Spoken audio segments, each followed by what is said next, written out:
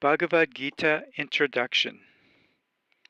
The Bhagavad-Gita, the Lord's Song, is contained in Book 6 of the great Hindu epic Mahabharata, probably the longest poem in all of literature. The Gita was written between the 5th century BC and the 2nd century CE and is attributed to Vyasa.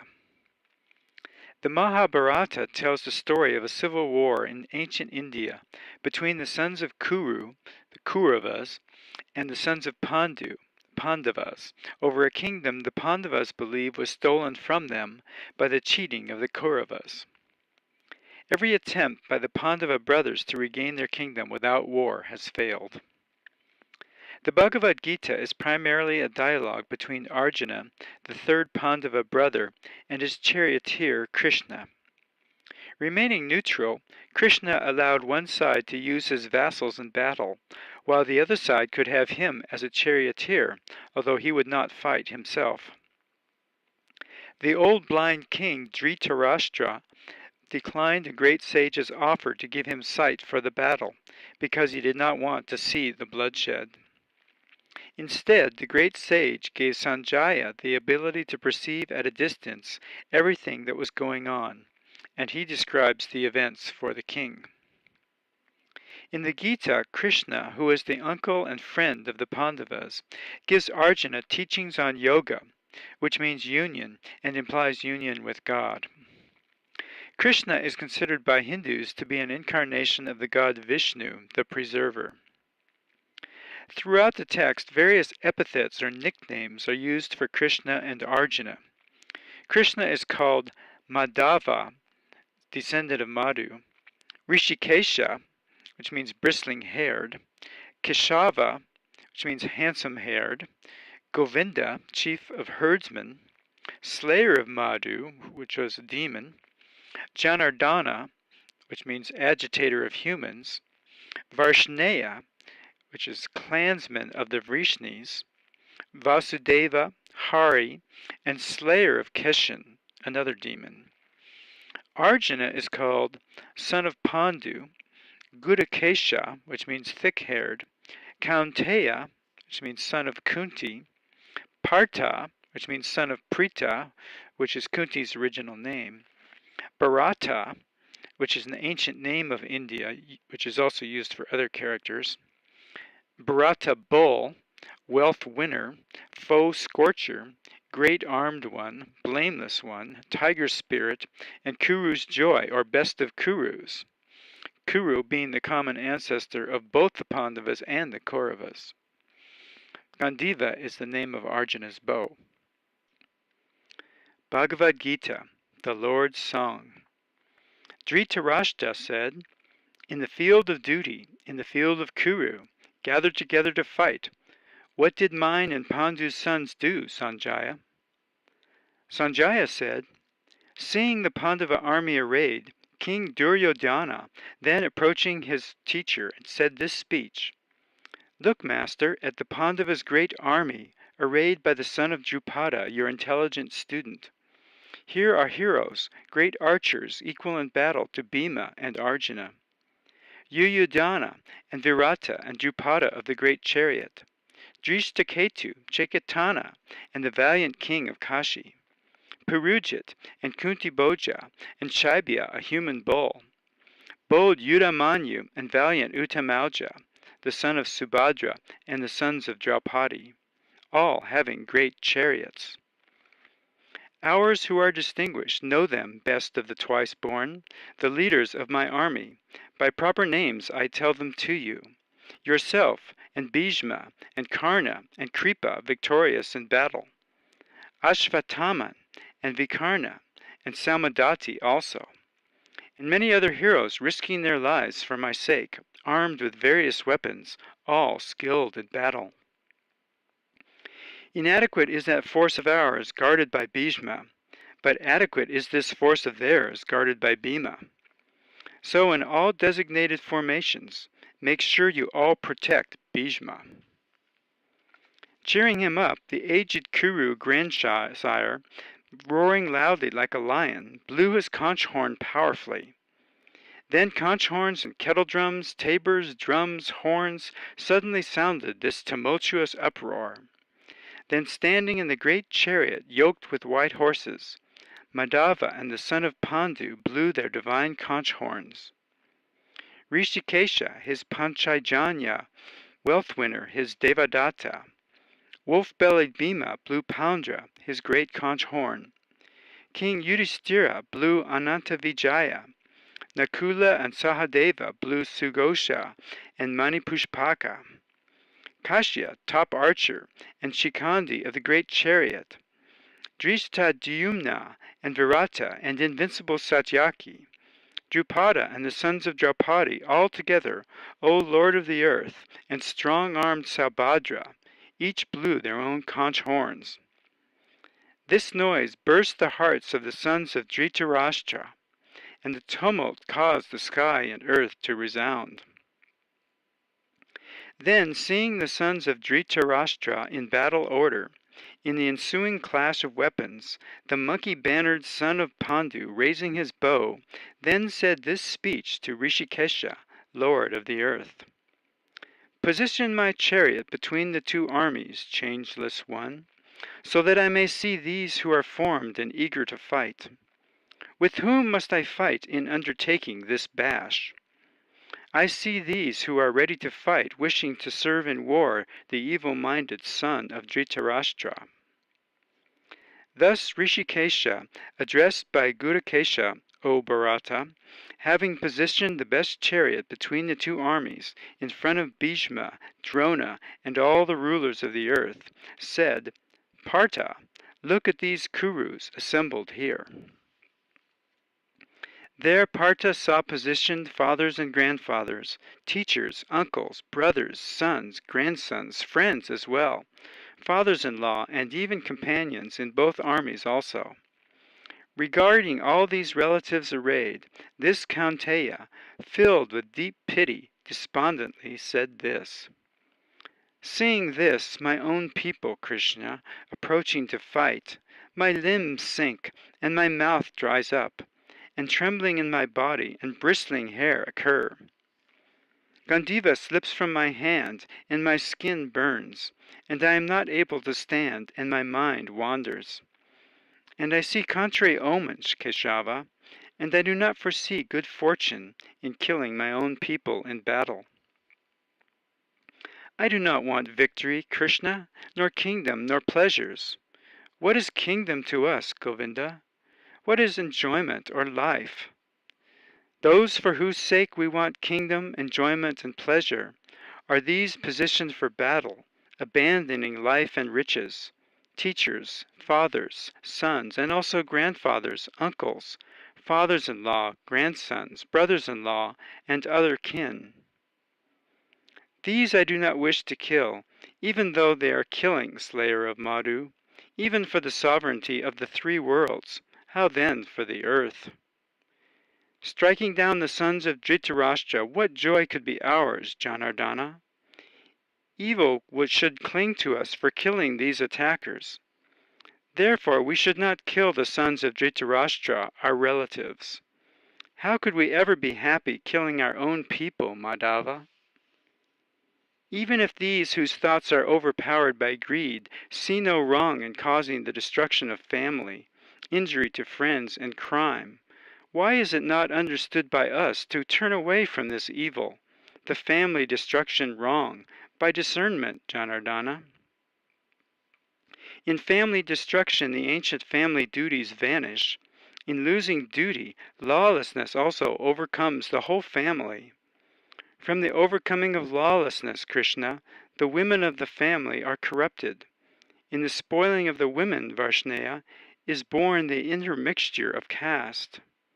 The intermixture of the family destroyers, and the family leads to hell. Their ancestors fall, deprived of rice ball and water rights. By wrongs of the family destroyers producing caste intermixture, race duties and eternal family duties are abolished. Of family duty abolishing men dwelling indefinitely in hell we have often heard. Oh, alas! What great evil are we resolved to do, which through greed for royal pleasures we are prepared to kill our own people. If the sons of Dhritarashtra should kill in battle, unresisting, unarmed, that would be greater happiness for me." Thus speaking on the battlefield, Arjuna sat down on the chariot seat, throwing down bow and arrow, his mind overcome by sorrow. Sanjaya said, "To him thus overcome by pity, whose eyes were filled with tears and downcast, despairing, the slayer of Madhu said this speech. The blessed Lord said, 'How has this timidity and difficulty come upon you, not proper for an Aryan, not leading to heaven, causing disgrace, Arjuna? You should never be a coward, Partha. This is not fitting in you. Abandon base faint-heartedness. Stand up, foe-scorcher.' Arjuna said, 'How shall I in battle, slayer of Madhu, with arrows fight against Bhishma and Drona, the two venerable enemies, slayer of foes? Instead of killing noble gurus, it is better to live by begging in this world. Having killed gurus, desiring gain here on earth, I should enjoy pleasures smeared with blood. Nor do we know which of these two is more important for us, whether we should conquer, or if they should conquer us. Those standing before us, the sons of Dhritarashtra, whom having killed, we should not want to live. Weak pity discouraging my being, I, uncertain in thought as to duty, ask you which should be better for certain, tell it to me. I am your student fallen at your feet, correct me. I do not see what would remove this sorrow of mine, which dries up the senses. Even if obtaining unrivaled prosperity on earth, royal power, or even the sovereignty of the gods." Sanjaya said, "Thus having spoken to Rishikesha, Gudakesha, foe-scorcher, saying, 'I shall not fight,' to Govinda, became silent. Rishikesha, smiling, so to speak, Bharata, between the two armies, said to the dejected this speech. The blessed Lord said, 'You grieve for those who should not be grieved for, yet you speak wise words. Neither for the dead nor those not dead do the wise grieve. Never was there a time when I did not exist, nor you, nor these lords of men. Neither will there be a time when we shall not exist. We all exist from now on. As the soul experiences in this body childhood, youth, and old age, so also it acquires another body. The sage in this is not deluded. Material sensations, Kaunteya, causing cold, heat, pleasure, pain, coming and going, are impermanent. You must endure them, Bharata. The person whom these do not trouble, powerful person, pain and pleasure being equal to the sage, he is ready for immortality. The existence of the unreal is not found. The non-existence of the real is not found. The certainty of both of these has been seen by the seers of essence. Know that indestructible essence by which all this is pervaded. No one is able to cause the destruction of the imperishable. These bodies have an end. It is said of the indestructible infinite soul that it is eternal. Therefore fight, Bharata. Whoever believes this the killer, and whoever thinks this the killed, they both do not understand. This does not kill and is not killed. Neither is it born, nor does it die at any time. Not having been, will this again not be. Unborn, eternal, perpetual, this ancient being is not killed with the killing of the body. Whoever knows this, the indestructible, the eternal, the unborn, the imperishable, how does this person, Partha, cause the killing of anyone? Whom does one kill?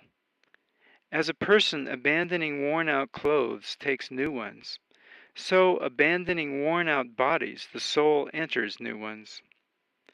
Weapons do not cut this, nor does fire burn this, and waters cannot wet this, nor can wind dry it. Not pierced this, not burned this, not wetted nor dried. Eternal, all-pervading, stable, immovable is this everlasting. Unmanifest this, it is said. Therefore, knowing this, you should not mourn.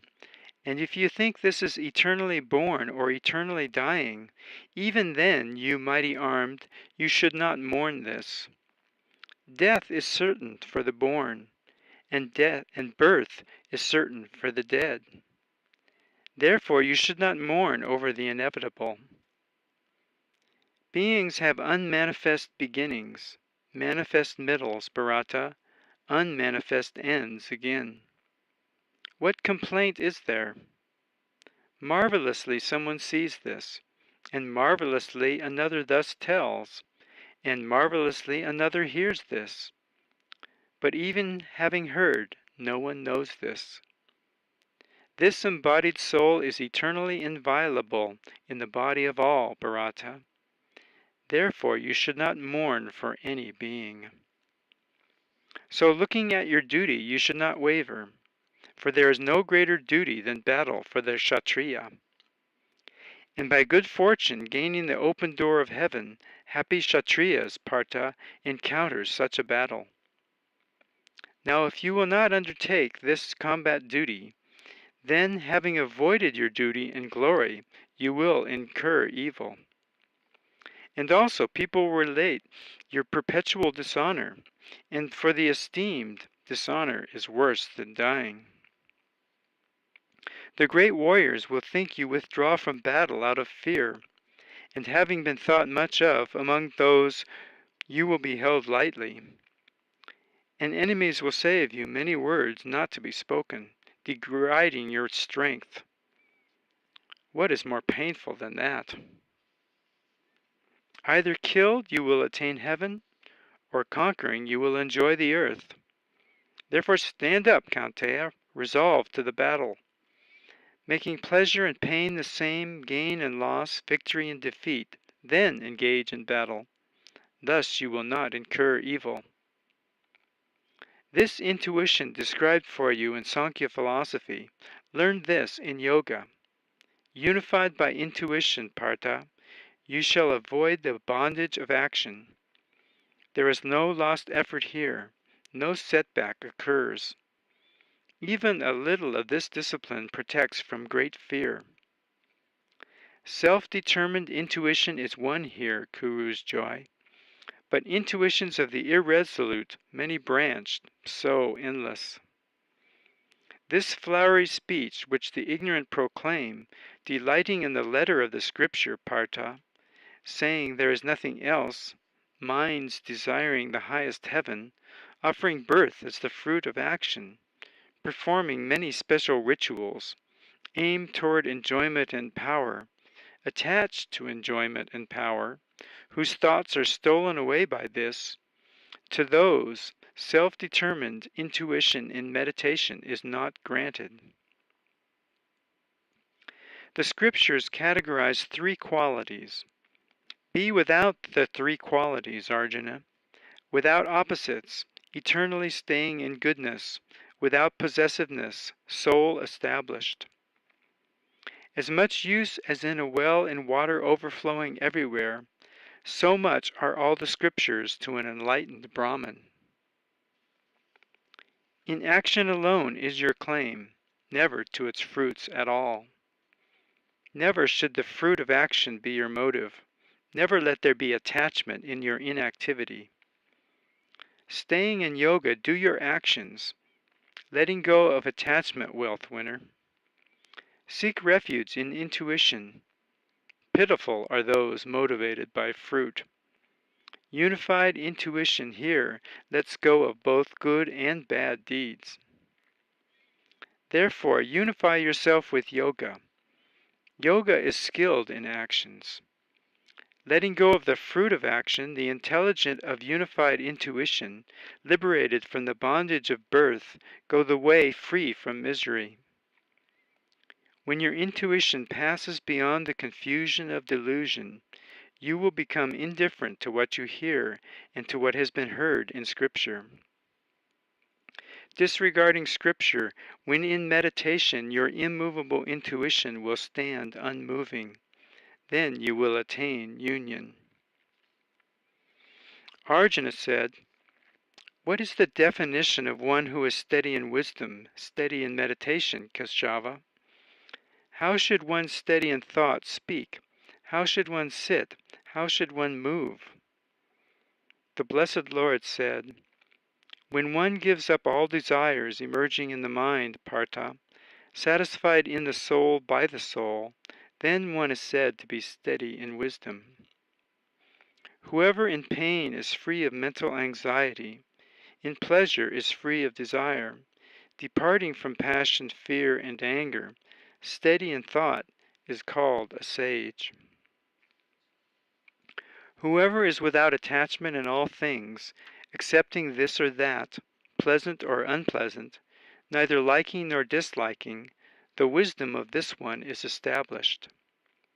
And when this one withdraws, like a tortoise, all its limbs, the senses from the objects of sense, the wisdom of this one is established.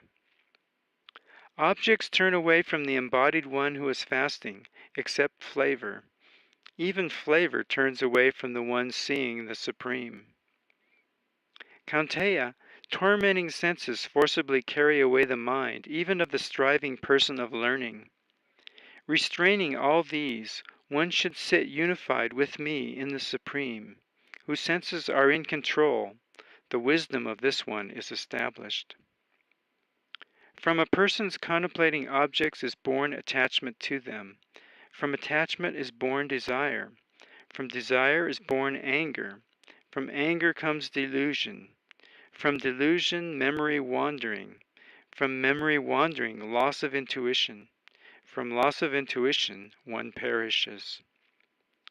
Lust and aversion eliminated, but engaging objects with the senses, the self-governing by self-control attains tranquility. In tranquility is born cessation of all one's pains. Having clear thoughts, quickly the intuition becomes steady. There is no intuition for the undisciplined, and for the undisciplined no concentration, and without concentration no peace. Without peace, where is happiness? When the mind is led by the wandering of the senses, then it carries away wisdom like the wind a ship on the water. Therefore, mighty armed, the one whose senses are completely withdrawn from the objects of sense, the wisdom of this one is established. What is night to all beings? In this the restrained is awake. What beings are awake in, that is the night of the seeing sage. Just as waters dissolve in the ocean, filled, unmoved, still, so too all desires dissolve in the one who attains peace, not in the desirer of desires. The person who, giving up all desires, lives free from longing, without possessiveness, without egotism, this one attains peace. This is a holy state, Partha. No one attaining this is deluded. Steady in this, even at the time of death, one reaches holy nirvana.